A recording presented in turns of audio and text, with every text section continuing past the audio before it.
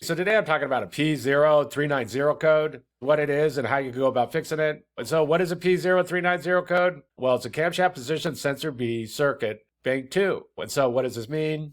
Well, basically there's what's called a Camshaft Position Sensor that's just monitoring the camshaft as it spins. And it's reporting this information back to the computer, which then uses the information for timing information. But when you get a P0390 code, the computer's seeing some kind of problem with the sensor, mainly the sensor B on bank 2.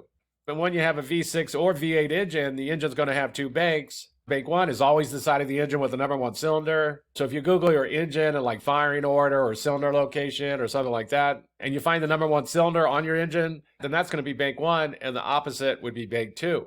Depending on the engine, each bank of the engine can have 1 cam or it can have 2 cams. So if you have 1 cam like this is called single overhead cam. But when the engine has 2 cams on each side of the engine, then this is called dual overhead cam. Each one of these camshafts is going to have its own sensor. So if you do have a dual overhead cam engine, the first thing to do is to find bank 2 side of the engine. Camshaft A is going to be the intake cam. So right here is where air and fuel is going into the cylinders. So this is the intake side, and this is going to be camshaft A. This camshaft right here is going to be the exhaust camshaft, and that's going to be the B camshaft. So basically find bank 2 side of your engine. And if you have a dual overhead cam engine, sensor B is going to be the exhaust side camshaft position sensor. You know, one thing to note about these sensors is that sometimes they have what's called a camshaft relearn procedure, which basically means the computer needs to learn the new variances inside of the new sensor, because every one of these sensors has a slight variance compared to another one, and it can vary. It can depend on the vehicle, the year, the model, different things like this, on whether or not the vehicle needs a relearn procedure. Sometimes you could just swap out that sensor and the engine will just start up and there's no problems. But then sometimes you go and swap it out and the engine won't start, or it does start and it runs really badly. So keep in mind these can have what's called a relearn procedure. How the relearn is done can also vary. Sometimes you just need to drive the vehicle and the computer will automatically relearn. If you have a good OBD2 scan tool, sometimes those have an option in there that can command the computer to do a relearn. These are the more expensive types of scan tools, but if you have a really good one, it might have that option.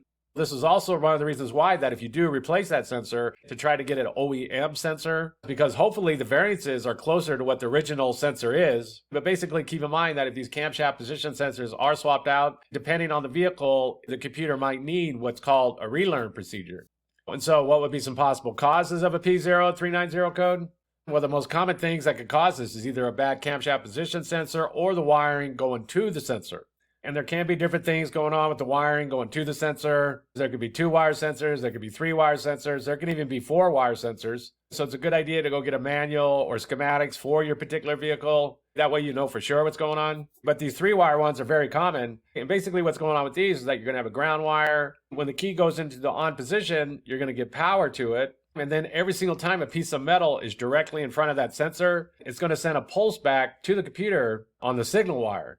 The camshaft has these teeth on it that every single time a piece of metal is directly in front of that sensor, it's going to send a pulse back on the signal wire back to the computer, and the computer can count this and do its calculations and know the timing of the engine. So one way to test this is that you remove the sensor, you back probe into the wires going into it, you put the key into the on position, and you read what the voltage is. So for example, right here, it's 4.80 volts. Well, you put a piece of metal directly in front of that sensor, and if the voltage drops close to 0, then you know that it's good. And if you're not getting a good reading on this, you can use another sensor from the engine temporarily just to see if it solves the problem. And if it does, then you know you got a bad sensor. If it doesn't, then you know it's in the wiring. Some mechanics will go buy a new sensor and do this. But however you want to go and do it, there's some different ways to go about testing these sensors. There's some good YouTube videos on it.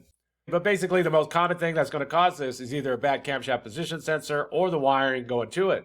The last thing that could cause this is some kind of issue going on with one of the timing components, like there's a bad timing belt or timing chain or tensioner or something like that. And basically the engine's going to have timing that all need to match up. Well, so for example, here's one, and here's one down here. And if these don't all line up for some reason, well, for example, say a belt slips and this notch is a little bit before, or it's a little bit after, or something like that, then that can throw everything off and cause problems. Usually if that does happen, you're going to be having other issues going on too, and you'll be getting a lot of other codes and things like this. But basically keep in mind that there's any kind of issue going on with the timing components that can throw these sensors off and that can cause problems. And so that's basically it. I just wanted to give a basic overview of how you go about fixing a vehicle with the P0390 code. If you have anything to add, please comment down below. If you have any questions, ask me and I'll try to answer them. this video helps you, please click like, please click subscribe, and have a good day.